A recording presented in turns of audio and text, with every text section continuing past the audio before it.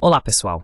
Hoje é terça-feira, 11 de novembro de 2025, e nosso amigo, o professor Mohammad Marandi, está aqui conosco. Bem-vindo de volta, professor. Olá, Nima. Muito obrigado pelo convite. Deixe-me começar, professor, com o que aconteceu nos Estados Unidos. Algo que eu poderia chamar de histórico. Você sabe, vemos Al Jolani em Washington conversando com o presidente dos Estados Unidos. E normalmente não vemos esse tipo de imagem. Estamos acostumados a vê-lo nos bastidores fazendo algo. Mas agora, convidaram Al Jolani. E eles querem que os Estados Unidos, professor Marandi, Donald Trump, em seu primeiro mandato, estava tentando se retirar da Síria. E quando foi eleito desta vez, na versão 2.0, ele voltou a falar sobre isso repetidamente. Mas agora parece que estão voltando para a Síria. Não estão deixando a Síria. O que está acontecendo com a questão da Síria e dos Estados Unidos?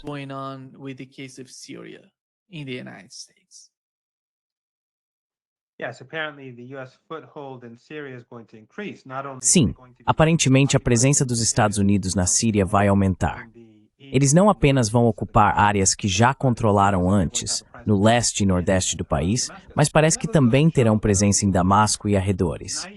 E isso realmente mostra aquelas pessoas que ingenuamente apoiaram essa guerra suja contra a Síria, que ficar lado a lado com a CIA é algo que só um tolo faria. Os resultados não serão bons para nenhuma pessoa com dignidade ou honra. Muitas pessoas foram enganadas a apoiar essa guerra suja porque foram alimentadas com sectarismo vindo do Catar, que produziu muito material sectário e odioso em seus inúmeros canais de TV via satélite, sites e seus chamados centros islâmicos ou culturais.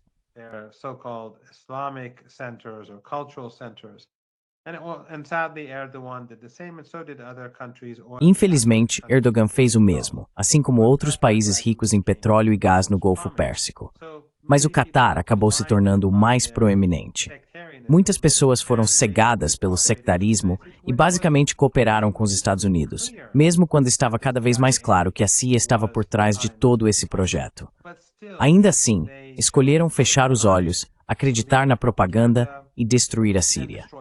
E hoje, vemos que esta não é uma revolução abençoada. Na verdade, a influência dos Estados Unidos e do regime israelense aumentou. Erdogan, que tinha enormes ambições de expandir seu mini-império otomano, agora está em uma sofrer.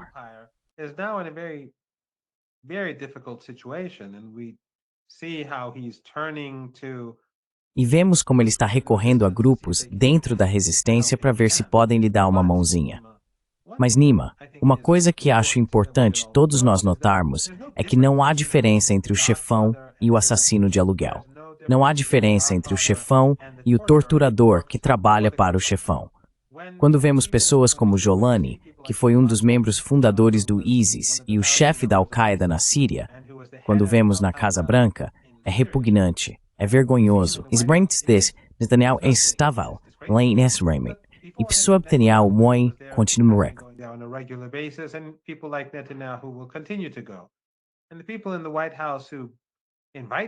E as pessoas na Casa Branca que convidam Netanyahu ou Jolani não são diferentes de Netanyahu ou Jolani. Então não é como se a Casa Branca fosse um lugar onde algum padrão moral já existiu, pelo menos não na memória recente. Provavelmente nem antes disso. Mas de qualquer forma, é um novo patamar de decadência, no sentido de que os Estados Unidos estão apoiando de forma tão visível os piores terroristas. Sejam eles terroristas sionistas, terroristas wahhabitas, salafistas, takfiri ou terroristas neonazistas. Os Estados Unidos atingiram um novo fundo do poço ao serem tão abertos e diretos nos últimos anos sobre seus parceiros no crime. Você está sem som, Nima. You're mute, Nima. What do they want from Syria? Is that because some people O que eles querem da Síria? Algumas pessoas estão argumentando que estão se preparando para que Israel ataque o Líbano, com os Estados Unidos ajudando Israel a atacar o Irã.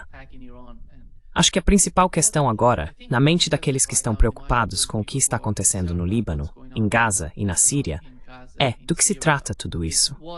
É sobre novas guerras, novos conflitos na região. Os Estados Unidos estão tentando equilibrar, você sabe, a presença russa na Síria. Quero saber sua percepção. A ideia de a Rússia estar lá, os Estados Unidos, e você sabe, Al-Jolani indo à Rússia, conversando com o presidente russo. E logo depois disso, vemos essa visita a Washington. Sabemos que o próprio Al-Jolani não é tão influente ou poderoso assim.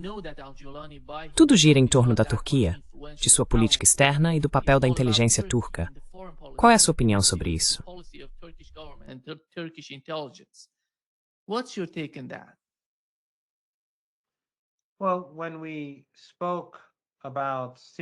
Bem, quando falamos sobre a Síria, logo após a queda de Damasco, comentamos que isso era grande demais para Erdogan dar conta.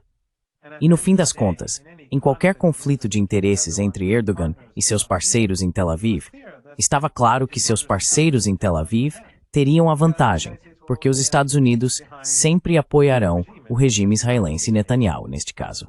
Lembramos que quando Erdogan prendeu um pastor norte-americano, dizendo que ele estava envolvido no golpe, não sei se estava ou não, e então o judiciário o condenou, Trump ameaçou a Turquia e Erdogan cedeu e entregou o pastor. Portanto, ele não está em uma posição forte.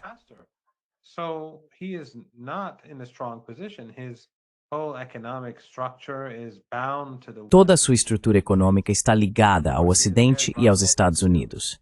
A Turquia é muito vulnerável por causa das políticas econômicas de Erdogan. Mas as contradições da Turquia sob o governo de Erdogan são marcantes. Por um lado, as praias da Turquia estão cheias de, bem, eu nunca estive lá, mas cheias de mulheres de biquíni e maiô. Por outro lado, seus campos de treinamento próximos à Síria. E dentro da Síria, estão cheios de terroristas do ISIS e da Al-Qaeda, Takfiri vindos de toda a Ásia Central, Ásia Oriental, Ásia Ocidental e Ásia Meridional. Então vemos essas contradições, mas elas estão começando a assombrá-lo, porque a situação econômica na Turquia não está nada boa, e a situação na Síria está se tornando um verdadeiro fardo.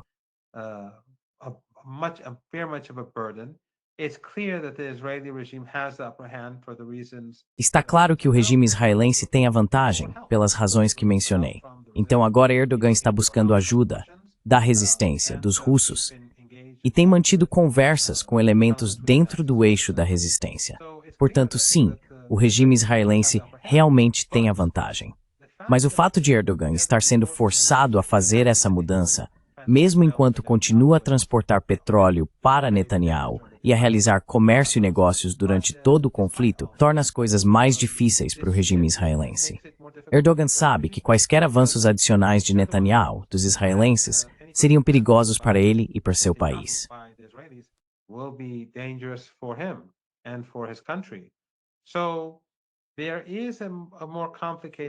Então, há uma situação mais complicada hoje na Síria e no Líbano. O regime israelense pode querer atacar o Líbano, mas não pode fechar os olhos para a realidade na Síria.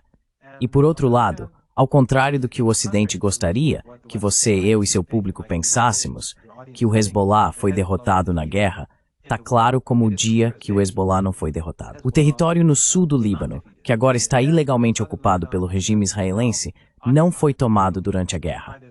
Foi depois do cessar-fogo, quando o regime israelense traiu o cessar-fogo e o governo libanês não fez nada a respeito.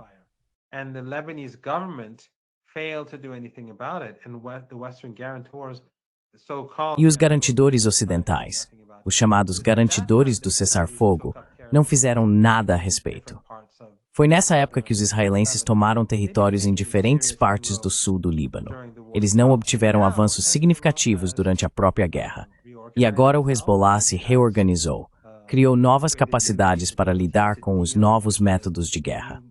Já experimentou a habilidade no regime israelense, e agora está definindo capacidades ofensivas e defensivas para enfrentar melhor um inimigo tão cruel, assassino e genocida.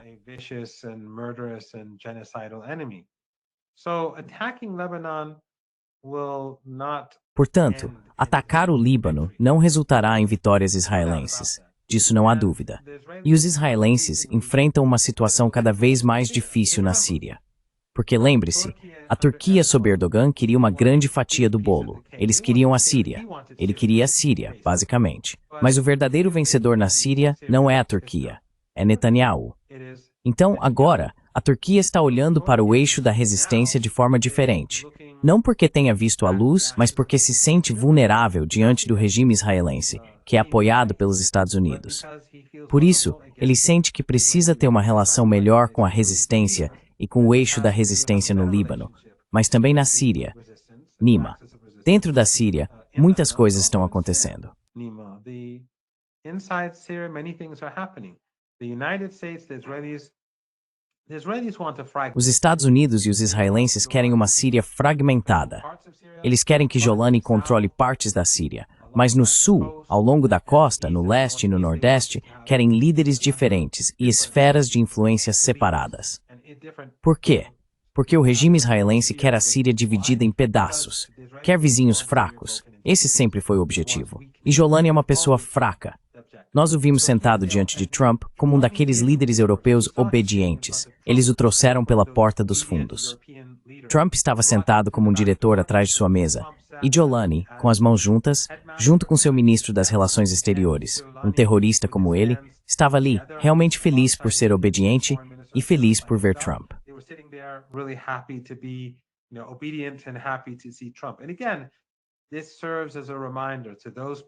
E novamente, isso serve como um lembrete para aquelas pessoas que trabalharam para ajudar a CIA, por meio do dinheiro do Qatar, da orientação de Erdogan e do uso de petróleo e gás da região do Golfo Pérsico. Elas simplesmente fortaleceram a mão do Império. Enfraqueceram a mão do povo palestino em Gaza, consciente ou inconscientemente, de forma deliberada ou não. Causaram sérios danos ao povo palestino, não apenas em Gaza, mas também na Cisjordânia, porque a Cisjordânia estava sendo sustentada por meio da Síria. E isso, é claro, chegou ao fim. Mas de qualquer forma, Erdogan hoje precisa de apoio e de melhores relações com o eixo da resistência. E isso torna ainda mais difícil para o regime israelense engajar-se numa guerra ofensiva no Líbano.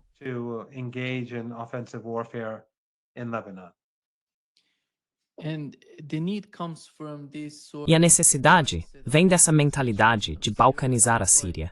É por isso, porque a Turquia, ao que parece, não consegue enfrentar sozinha a situação com Israel e os Estados Unidos. Por isso, eles precisam de algum tipo de cooperação com o eixo da resistência. Não sei como eles incluem o Irã e a Rússia em seus cálculos. Será que estão realmente buscando o Irã para ver se há uma possibilidade de evitar a balcanização da Síria, o que é tão importante?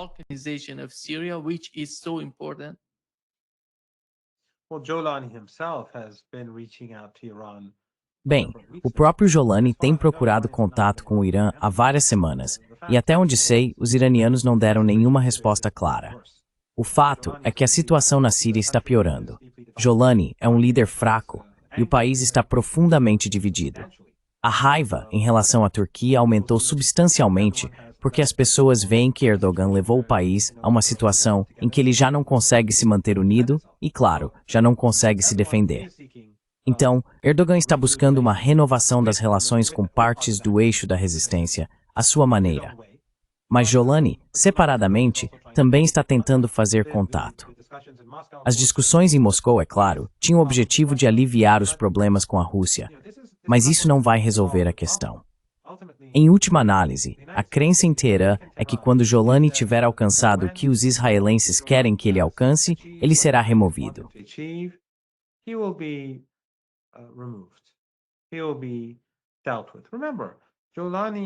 Ele será tratado. Lembre-se, Jolani é uma ferramenta do Império, um ativo da CIA. Quando o regime israelense atacou o Iêmen, eles assassinaram o primeiro-ministro e membros do gabinete. Eles assassinaram Said Hassan Nasrallah e líderes seniores do Hezbollah.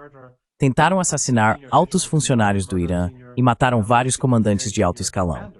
Mas os israelenses nunca tentaram eliminar Jolani. Nunca tentaram eliminar nenhum de seus líderes seniores, porque ele está no campo deles. Ele faz parte do projeto da CIA, e a CIA nunca age contra os interesses do regime israelense. Então sim, ele está tentando buscar uma relação diferente com o Irã, e Erdogan está tentando buscar uma relação diferente com o eixo da resistência. Mas mesmo que houvesse respostas positivas, até onde isso poderia ir quando essa organização é tão profundamente comprometida? Tim Frost et al.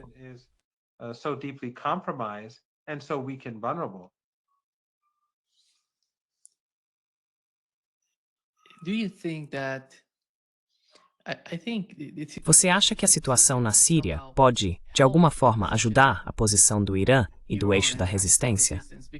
Porque você mencionou o ISIS e a Al-Qaeda. Eles nunca atacaram Israel. Esse é o ponto principal. Sabe, qualquer um que acredite que o ISIS e esses grupos são verdadeiros jihadistas ou islamistas pode olhar para a história deles e aprender muito com seu comportamento. Mas afinal, você acredita que os Estados Unidos podem alcançar o que querem alcançar na Síria? Ou vai ser como o que está acontecendo em Gaza? Israel entrou com todas as armas que tem, e mesmo assim, não conseguiu atingir seu objetivo lá.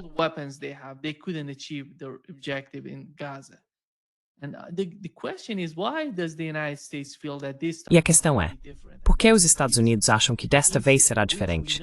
Que vão conseguir algo na Síria? Sabemos que o povo sírio não está satisfeito com o regime atual, nem com a presença geral dos Estados Unidos. Lembre-se de que antes da queda de Assad, os Estados Unidos haviam tomado controle da infraestrutura de petróleo e de tudo mais para sufocar o governo sírio. Isso vai mudar? Não se trata apenas de Assad. É possível ver a resistência agora mesmo na Síria. Não sei se eles realmente acreditam que desta vez será diferente. O que o senhor acha, professor?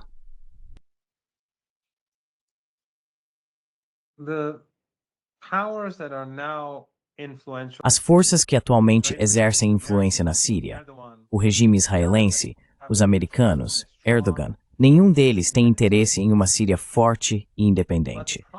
Mas o problema é que nenhum deles tem poder para controlar a Síria. Quero dizer, Erdogan pode instalar suas bases em diferentes partes do país e Netanyahu pode ocupar partes significativas do sul da Síria. Mas isso vai sair caro, pelo menos nos próximos meses e anos. Tudo isso será custoso para os ocupantes. Portanto, não vejo essa como algo benéfico. A Massator e algo que discutimos durante faro e de atos sondar.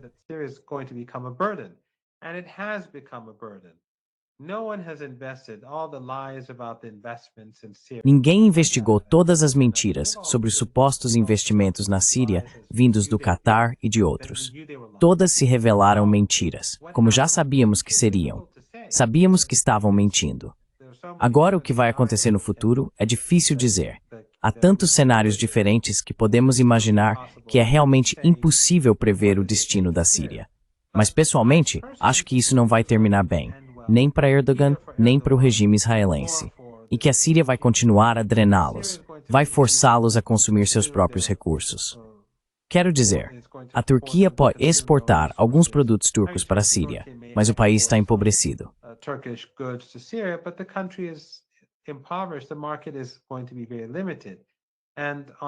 O mercado vai ser muito limitado. E por outro lado, as forças turcas e o apoio delas aos seus representantes na Síria, os terroristas, especialmente os estrangeiros que eles pagam e controlam junto com o Catar, e por meio do Catar, você sabe, isso vai ser no geral um fardo. Vai ser um fardo de segurança, vai ser um fardo econômico. Então não acho que isso vá terminar bem para nenhum dos lados. Lembre-se, os iranianos e os russos estavam gastando muito dinheiro para manter a Síria de pé. Os iranianos deram petróleo e remédios de graça para a Síria, e os russos forneceram combustível e grãos.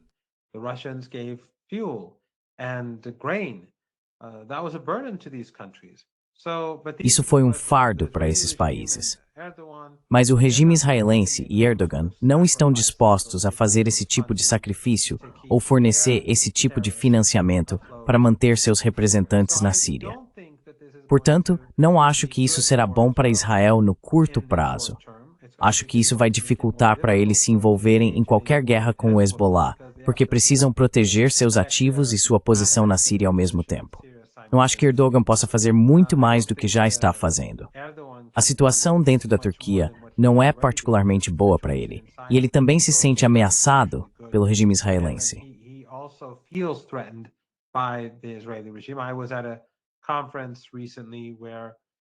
Recentemente estive numa conferência onde um analista turco, muito próximo ao governo, disse que a Turquia está muito preocupada com o conflito com o regime israelense na Síria. A Turquia obviamente se sente fraca e vulnerável diante desse regime.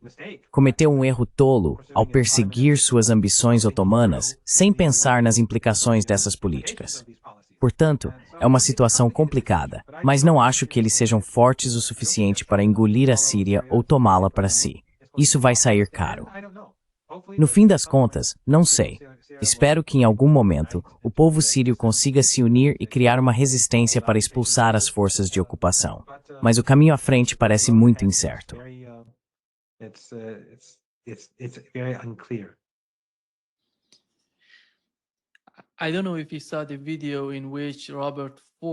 Eu não sei se você viu o vídeo com Robert Ford, o ex-diplomata dos Estados Unidos, em que ele falou sobre como esteve envolvido na preparação de al-Jolani para o cargo que ele ocupa agora na Síria.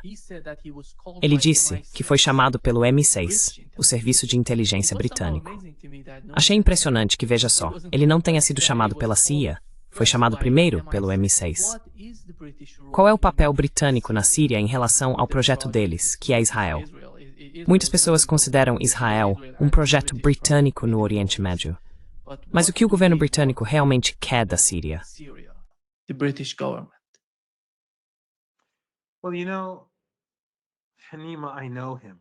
Bem, sabe, Nima, eu o conheço.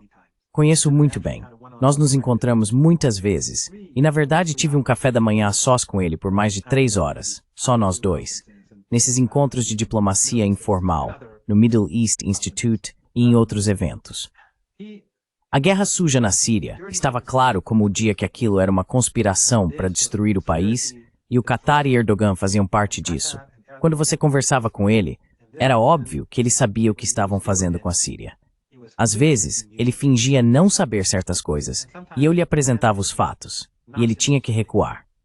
O papel dos Estados Unidos e dos britânicos foi extremamente sinistro, e ele fez parte dessa guerra suja desde o primeiro dia. Quando as coisas começaram a dar errado e o governo sírio conseguiu restaurar boa parte de sua soberania, eles ficaram muito desesperançosos.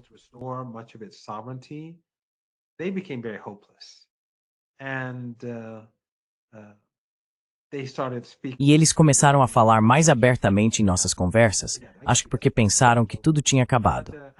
Mas à medida que conseguiram faminto a Síria, o que aconteceu foi que eles literalmente colocaram o povo sírio de joelhos. Eles esmagaram a Síria. Eles a destruíram. Em algumas partes do país, as pessoas estavam literalmente passando fome quando o governo caiu. Foi assim de grave, por causa das sanções, da ocupação, do roubo pelos americanos, sem vestimento, ou for gemetrol da Síria. It's a tourist.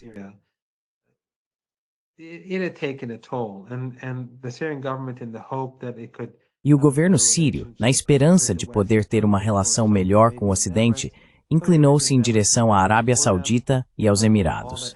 A Arábia Saudita e os Emirados não fizeram nada por eles.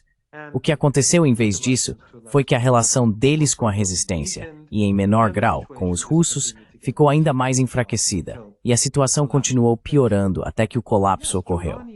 Mas sim, Jolani estava sendo preparado para se tornar o líder há muitos anos. Eu publiquei sobre isso no Twitter. Há um vídeo da época em que Jolani se separou da Al-Qaeda, porque Jolani era do Estado Islâmico no Iraque, e então o enviaram para a Síria para liderar a frente al-Nusra, a Al-Qaeda na Síria.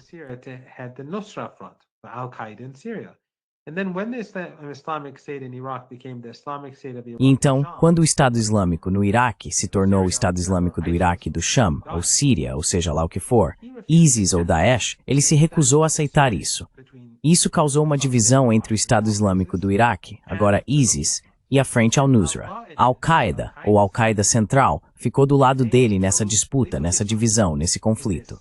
Foi isso que levou o ISIS a se separar da Al-Qaeda. Assim, Jolani foi apoiado na Síria pela Al-Qaeda. Ele havia sido parte do ISIS, foi um dos cofundadores, e depois liderou a Al-Qaeda na Síria, quando o ISIS ainda fazia parte da Al-Qaeda. Mais tarde, quando o ISIS se separou, ele permaneceu com a Al-Qaeda, e anos depois também se separou dela.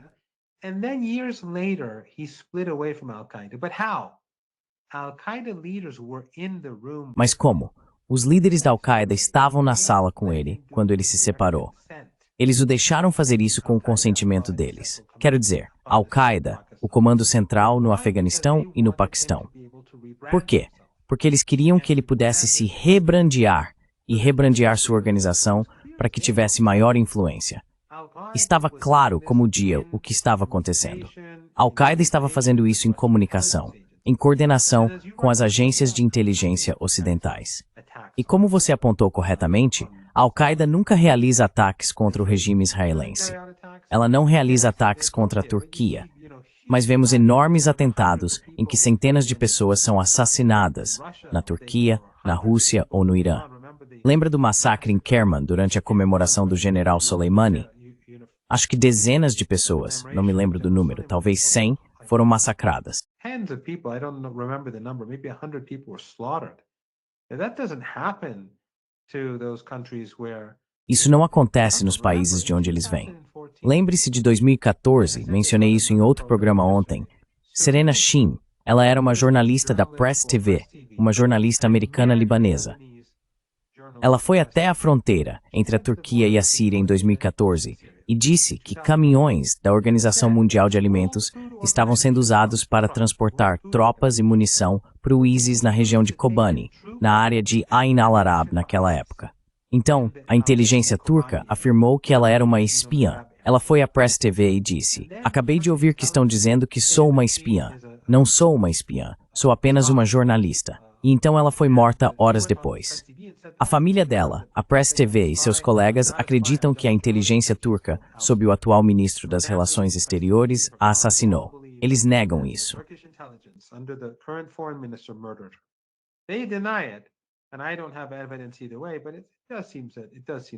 E eu não tenho provas de nenhum dos lados, mas parece que eles a assassinaram.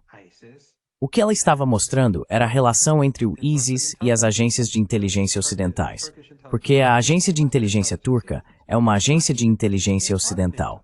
Ela não é independente, faz parte da OTAN.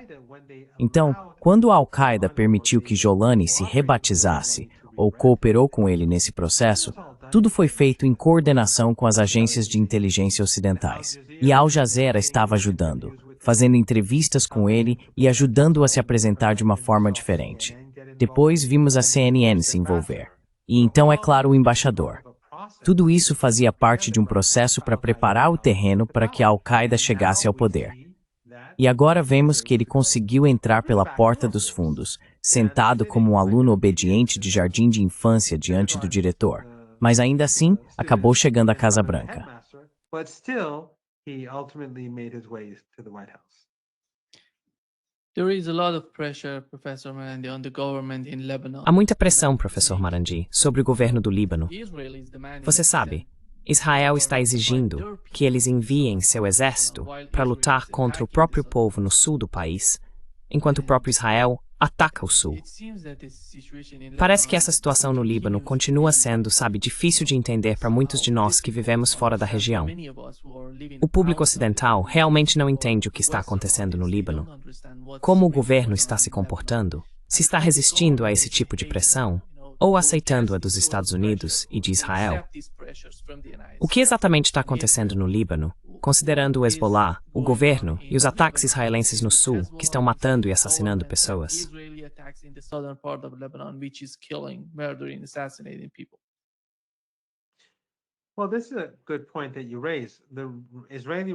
Bem, esse é um bom ponto que você levanta. O regime israelense está assassinando cidadãos libaneses todos os dias. Está assassinando palestinos na Cisjordânia todos os dias. E também está assassinando palestinos em Gaza. Não há cessar-fogo. E os jornalistas ocidentais estão em silêncio. Os diplomatas ocidentais estão em silêncio, porque são colaboradores, estão ajudando o regime israelense a realizar esses assassinatos em silêncio. Assim, estão ajudando o regime israelense a continuar com sua sede de sangue.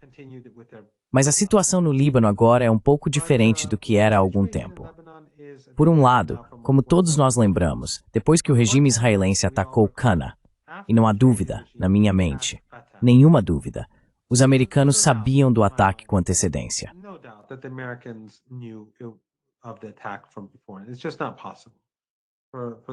Simplesmente não é possível que aqueles jatos e mísseis sobrevoassem aquele espaço aéreo sem o conhecimento dos americanos.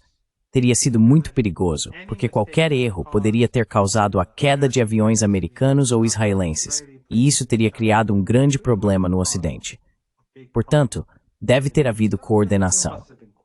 Mas de qualquer forma, depois do ataque aéreo a Cana, as coisas mudaram na região do Golfo Pérsico. Eles ficaram muito mais temerosos do regime israelense. Perceberam que não estavam realmente protegidos pelos Estados Unidos e que os Estados Unidos nunca os escolheriam em vez de Israel, independentemente dos subornos ou do dinheiro que entregassem ao rei Trump.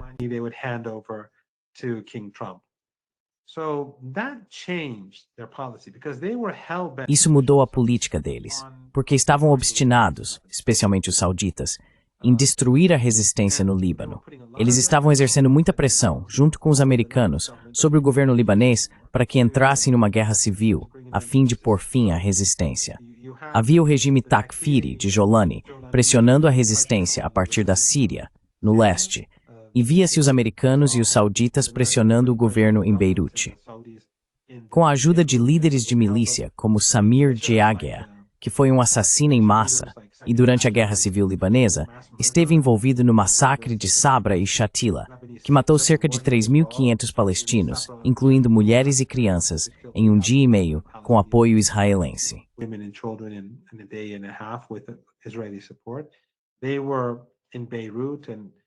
Eles estavam em Beirute, e de lá exerciam pressão. E então, no sul, é claro, havia o regime israelense. Mas depois os sauditas começaram a ter dúvidas porque perceberam o quão vulneráveis eram, então começaram a aliviar a pressão. A pressão ainda existia, e ainda existe, mas diminuiu por causa das preocupações deles com o próprio destino. Por outro lado, como discutíamos antes, Erdogan também está mais receoso do que antes. Ele vê que está muito vulnerável, que não tem uma mão vencedora na Síria. A Síria se tornou um fardo para ele, e os israelenses têm a vantagem porque contam com o apoio dos Estados Unidos. As ambições dele na Síria não estão indo como planejado, então ele precisa de ajuda para enfrentar Israel. E essa ajuda não virá de Washington. E os países da região do Golfo Pérsico são procuradores dos Estados Unidos.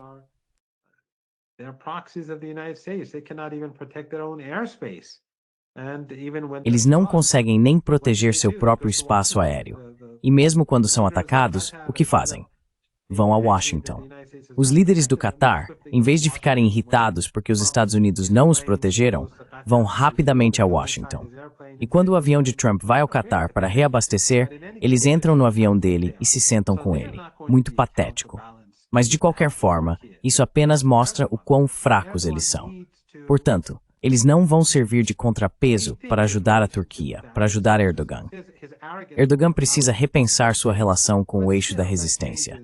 Sua arrogância não o deixará fazer a coisa certa. Mas ainda assim, isso muda a equação.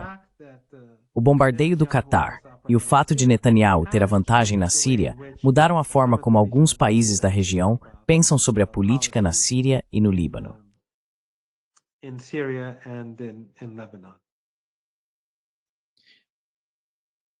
Do you think that Hezbollah right now in Lebanon? Você acha que o Hezbollah, neste momento, no Líbano, com o passar do tempo, como você mencionou, enfrenta grandes dificuldades nos movimentos políticos do país e nessa espécie de relação estranha entre o governo e o Hezbollah? Como isso está influenciando a posição do Hezbollah no Líbano, professor Marandi?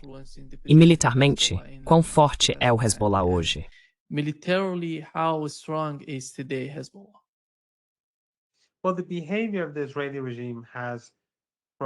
Bem, o comportamento do regime israelense mudou. Isso provocou mudanças no exército e no presidente de lá. Eles se distanciaram do primeiro-ministro, que é realmente um fantoche. E lembre-se, ele foi imposto ao país pelos americanos após o cessar-fogo. Mas o Hezbollah se rearmou e vimos que a resistência venceu as eleições locais. Também vimos, e ainda vemos, como durante o funeral e a comemoração de Said Hassan Nasrallah, e em outras ocasiões, eles conseguem levar pessoas às ruas. Portanto, a resistência hoje é muito forte. E também vemos como a opinião pública, de acordo com as pesquisas, apoia a resistência. Porque as pessoas sabem, mesmo, quero dizer, os apoiadores da resistência, é claro, apoiam o Hezbollah. E eles vêm de todas as classes sociais e de todas as seitas e religiões do Líbano.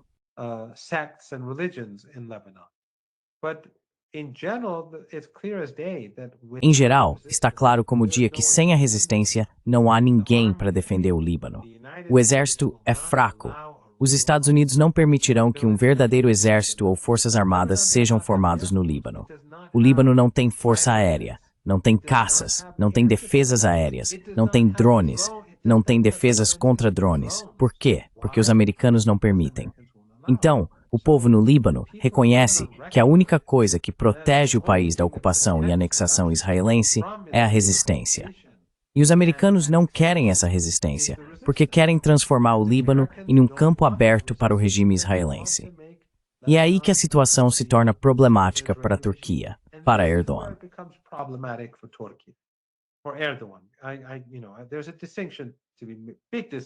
Há uma grande distinção a ser feita entre a Turquia e Erdogan.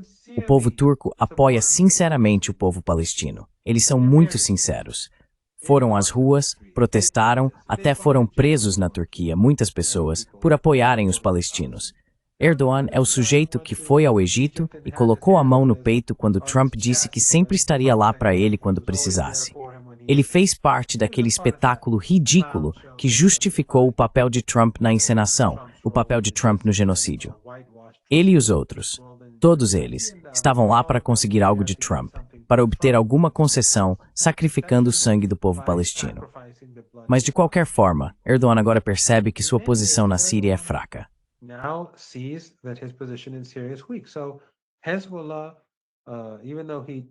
Então, embora ele tenha colaborado com o Ocidente, ele sabe que o Hezbollah é necessário para protegê-lo do regime israelense. Agora, os países árabes do Golfo Pérsico sabem que se o regime israelense dominar as áreas ao redor da Palestina ocupada, eles se tornam mais vulneráveis. Por isso, todos mudaram sua posição. Eu não sei o que o futuro reserva. Há a possibilidade de que o regime israelense possa realizar uma grande guerra contra o Líbano. Mas, como eu disse, as coisas mudaram, e o Irã não vai permitir que os Estados Unidos ajudem o regime israelense a obter vantagens sobre o Hezbollah. Portanto, vai ser muito difícil para Netanyahu. Não seria uma jogada inteligente da parte dele entrar em guerra com o Líbano. Mas, novamente, é o Netanyahu. Ele precisa ficar fora da prisão.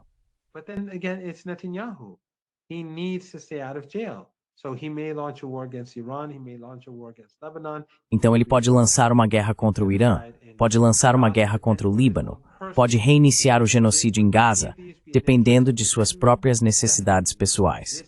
Mas alguma dessas ações estaria no interesse do regime israelense?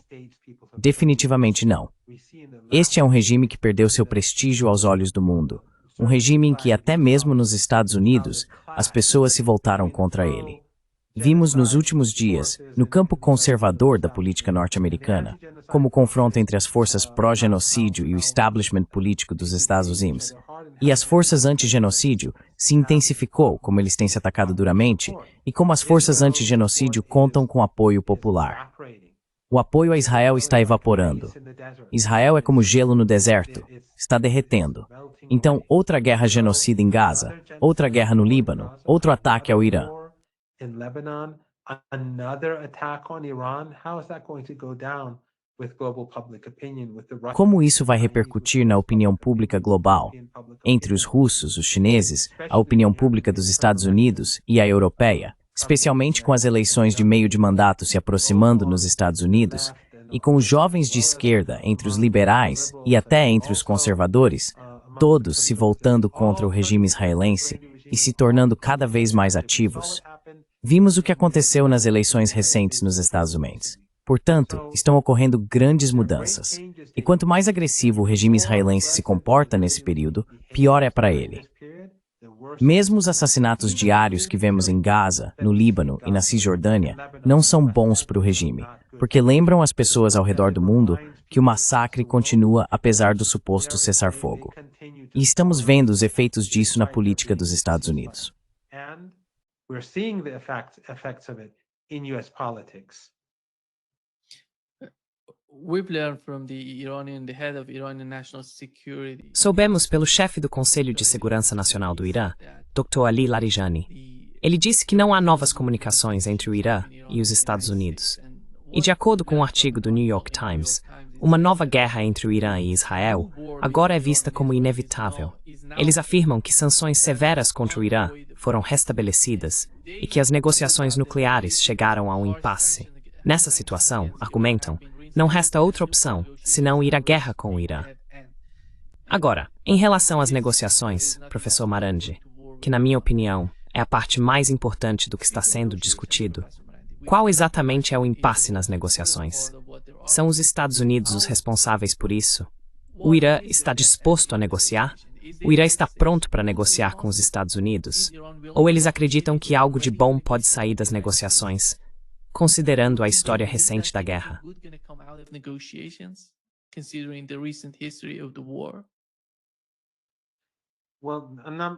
Bem, várias coisas estão acontecendo.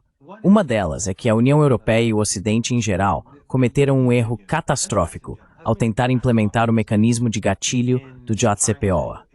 Porque antes de realmente fazerem isso, muitos iranianos estavam preocupados, nós já discutimos isso antes no seu programa. Muitos iranianos perguntavam o que aconteceria com a economia. Isso faria a economia desabar? E eu disse que provavelmente teria um impacto de curto prazo, principalmente psicológico. Depois, quando fosse feito, depois que usassem o snapback, as coisas voltariam ao normal e eles não teriam mais poder de pressão. Pois bem, eles fizeram isso, e agora não tem mais poder de pressão. Em vez disso, os russos e os chineses, como membros permanentes do Conselho de Segurança da ONU, se manifestaram dizendo, nós não aceitamos isso.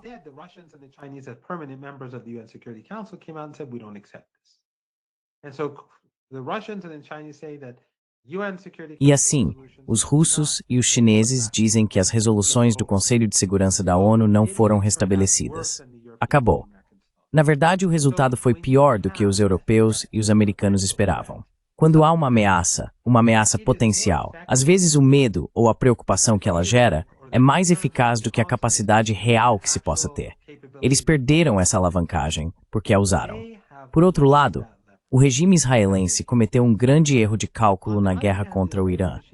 Não apenas porque perdeu a guerra, mas também porque antes de iniciá-la, a pergunta em Teherã era: e se eles nos atacarem, o que vai acontecer? Pois bem, eles atacaram, e foi isso que aconteceu. É como alguém que quer pular em uma piscina fria, fica colocando o dedo do pé e depois recua.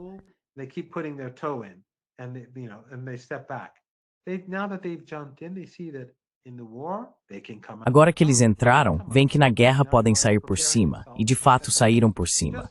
Agora o Irã está se preparando para a segunda fase, assim como o Hezbollah. A alavancagem econômica também não existe mais. O Irã enfrenta uma seca severa, assim como muitos outros países da região. Mas uma coisa sobre a qual as pessoas não estão ouvindo muito é que as exportações de petróleo iranianas estão aumentando. Na verdade, estão no nível mais alto em muitos anos. Portanto, o regime de sanções está desmoronando. As relações do Irã com países como China, Rússia e outros estão evoluindo. Os Estados Unidos perderam grande parte de sua influência. O Ocidente perdeu grande parte de sua influência. Então não acho que eles estejam em uma posição muito boa em relação ao Irã. Se lançarem outra guerra, está claro o que vai acontecer.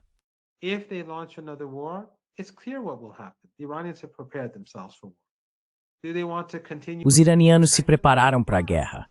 Eles querem continuar com as sanções. Estão aplicando sanções de máxima pressão, fazendo tudo o que podem para enfraquecer o Irã. Mas como eu disse, as exportações de petróleo iranianas aumentaram e os negócios iranianos continuam. Há dificuldades no Irã, especialmente com a seca, mas não há colapso e a alavancagem se perdeu. Então, pessoalmente, não vejo muitas opções para Israel. Vejo a região continuando caótica. Mas não há dúvida de que o Hezbollah está se fortalecendo. Não há dúvida de que, dentro da Síria, aqueles que querem soberania nacional e unidade estão no país e se reagrupando.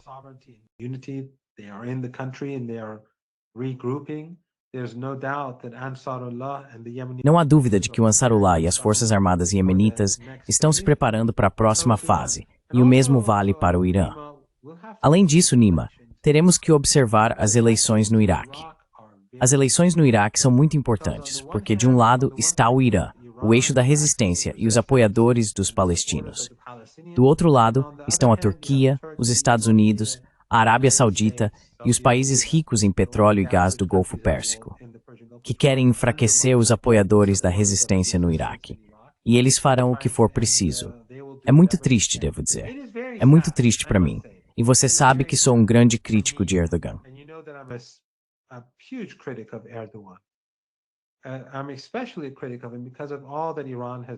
Sou especialmente um crítico dele por tudo que o Irã fez por ele e por todas as esperanças que o Irã depositou na Turquia.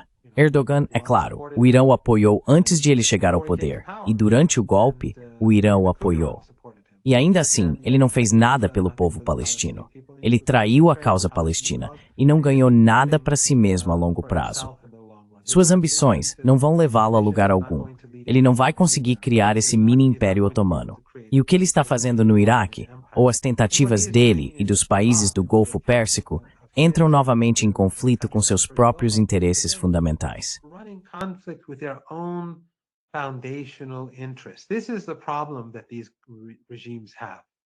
Esse é o problema que esses regimes enfrentam.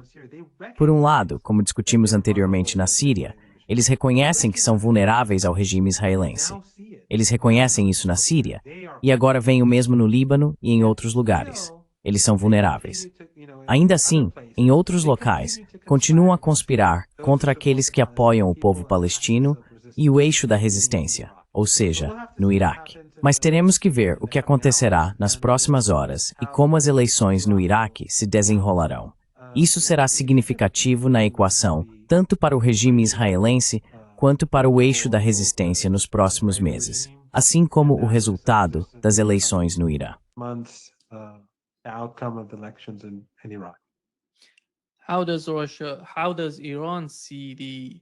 Como a Rússia, como o Irã, vê a melhoria e, você sabe, a reconstrução e o fortalecimento do poder militar do Irã, em termos de colocar o país em uma posição melhor para negociar? É esse o caso agora. Porque sabemos que no Irã, algumas pessoas argumentam que uma maneira melhor de se comunicar com o Ocidente é simplesmente pedir diálogo, sem aumentar o poder militar. Mas parece que depois do ataque israelense ao Irã, esse tom mudou completamente.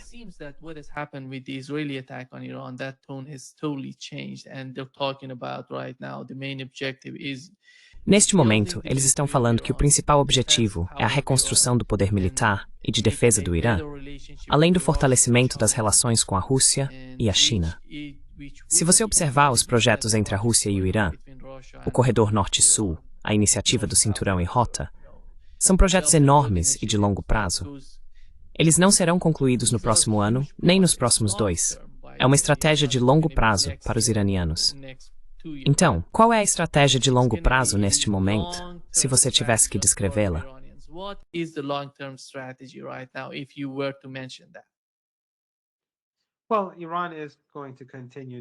Bem, o Irã vai continuar fortalecendo suas relações com países com os quais os Estados Unidos têm problemas, e um desses países é a Rússia.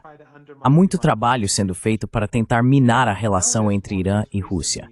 Se você notou recentemente, os israelenses têm tentado enfraquecê-la ao afirmar que, segundo o chefe da inteligência israelense em suas memórias, ele teria obtido permissão de Putin para bombardear posições iranianas e de resistência na Síria. O momento em que isso veio à tona deixa claro o que estão tentando fazer.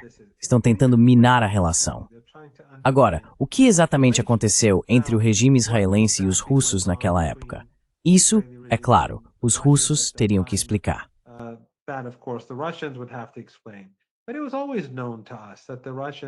Mas sempre soubemos que os russos não iriam proteger a resistência na Síria. Víamos que os israelenses os bombardeavam sempre que podiam. E claro, o governo sírio tentou defender a Síria o máximo possível com suas capacidades de defesa aérea, que os Takfiris ajudaram a destruir. Primeiro eles foram e assassinaram todos os oficiais que operavam essas defesas, e depois os israelenses foram e bombardearam essas posições. Mas naquela época, a relação entre o Irã e a Rússia era diferente. A relação estava se tornando mais próxima, mas os russos não queriam ter o fardo de defender o espaço aéreo sírio. Agora, você sabe, isso pode ser interpretado de diferentes maneiras, mas de qualquer forma, a relação entre o Irã e a Rússia hoje é diferente. Iran supported Russia against NATO. O Irã apoiou a Rússia contra a OTAN. A Rússia também está muito preocupada com as ambições dos Estados Unidos e de Israel na Ásia Ocidental. Portanto, o relacionamento está evoluindo, e é por isso que acho o momento disso suspeito. Também se vê pessoas no Irã tentando minar a relação entre os dois países ou pressionar certos políticos a fazer declarações contra ela. Mas não acho que isso vá ter impacto. O vínculo entre o Irã e a Rússia está se fortalecendo, e isso se deve em grande parte ao comportamento dos Estados Unidos, seja na Ucrânia, na Palestina ou em outros lugares. Assim como o relacionamento entre o Irã e a China está crescendo, vemos que as exportações de petróleo iraniano para a China aumentaram.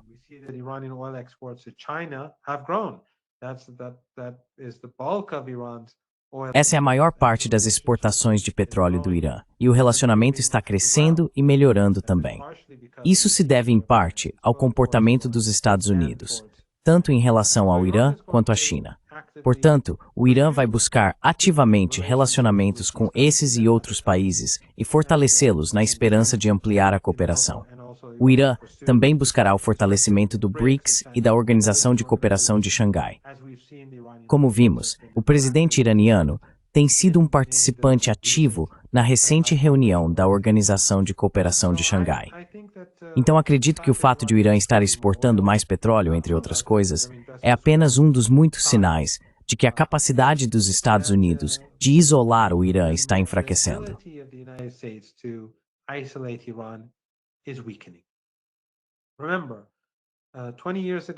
Lembre-se, há 20 anos, o Irã fazia parte do eixo do mal. Toda a atenção estava voltada para o Irã. As relações com a China e a Rússia eram muito diferentes naquela época, e bem mais fracas.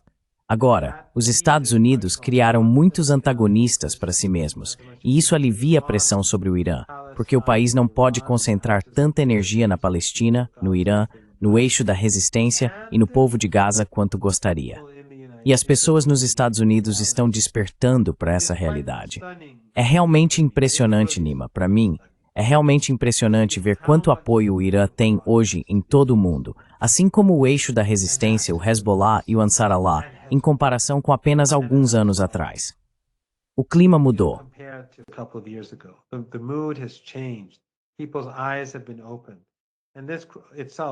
Os olhos das pessoas foram abertos, e isso por si só cria um enorme poder brando para o povo palestino e para o eixo da resistência, em um momento em que o Ocidente perdeu o seu próprio poder brando. Os tempos são difíceis, e continuarão sendo difíceis. Estamos enfrentando um regime assassino e genocida. Há uma seca, há muitas dificuldades, mas os Estados Unidos não serão capazes de derrotar o eixo da resistência. Mesmo que na região, os regimes de petróleo e gás do Golfo Pérsico e os regimes da OTAN tenham feito muito para prejudicar a causa palestina não vai desaparecer. O regime israelense, sua imagem foi varrida e, com sorte, todo esse sistema de apartheid também será. Sua voz, você foi silenciado. Your voice, you've been muted. Você mencionou que o Irã foi chamado de parte do eixo do mal durante o governo Bush, mas o tom hoje é diferente, professor. Mesmo dentro do Partido Republicano, há pessoas perguntando qual é o sentido desse tipo de animosidade em relação ao Irã? Por que precisamos que o Irã seja nosso inimigo? O que eles fizeram contra nós? O que eles fizeram aos Estados Unidos? Alguém foi morto nos Estados Unidos por iranianos? Dizem que não. Isso não aconteceu. Então, outra coisa, professor Marandi, é que eu quero saber sua opinião sobre o que aconteceu em Nova York com o caso de, você sabe, um imigrante.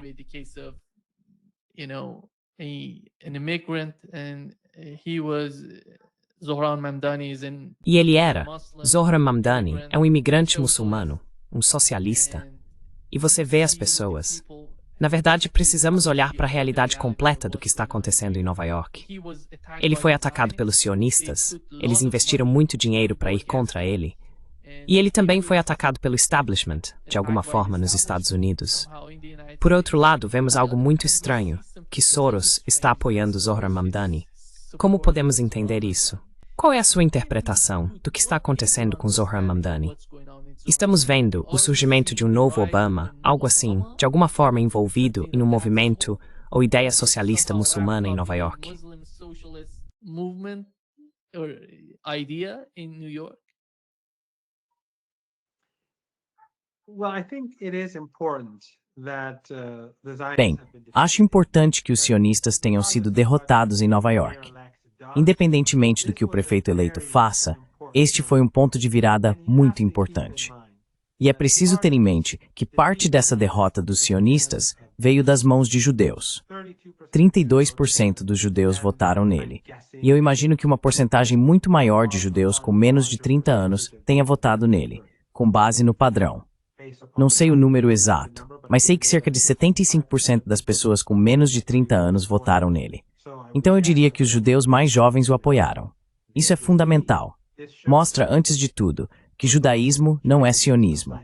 Mostra que os sionistas, cristãos, judeus, muçulmanos ou qualquer um que seja cúmplice tem seu poder limitado. Eles podem ter dólares infinitos, mas seu poder de impor sua vontade ao povo de Nova York é limitado.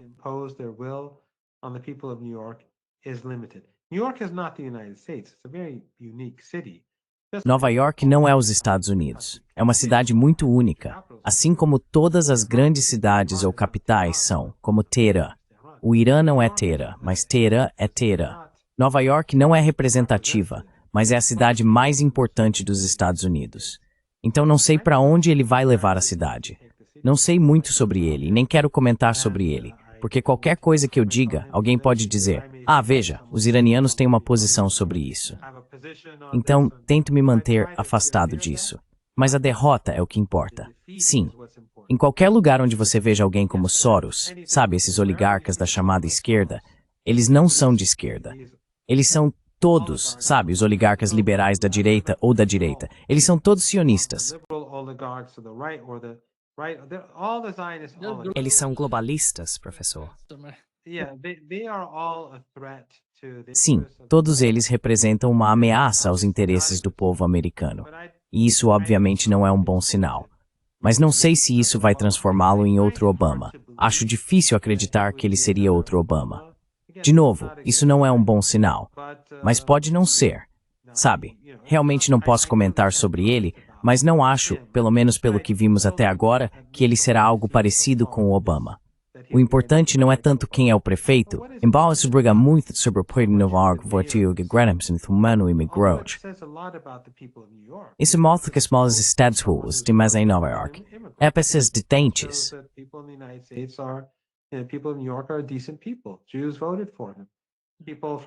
Judeus votaram nele. Pessoas de diferentes origens votaram nele. Isso apenas mostra como os seres humanos são decentes e como os crimes de um regime ou de um Estado devem ser vistos separadamente. Quero dizer, muitas dessas pessoas que apoiam os atos agressivos dos Estados Unidos no exterior são alvo de propaganda. Mas de qualquer forma, acho que o que aconteceu em Nova York é um bom sinal. Mostra a decência geral das pessoas comuns. Não acho que isso signifique que as coisas nos Estados Unidos vão mudar da noite para o dia, mas definitivamente não é um bom sinal para os oligarcas, os sionistas ou para Netanyahu. Sim, muito obrigado, professor Marandi, por estar conosco hoje. Um grande prazer, como sempre. O prazer é meu, Nima. Stem Saft.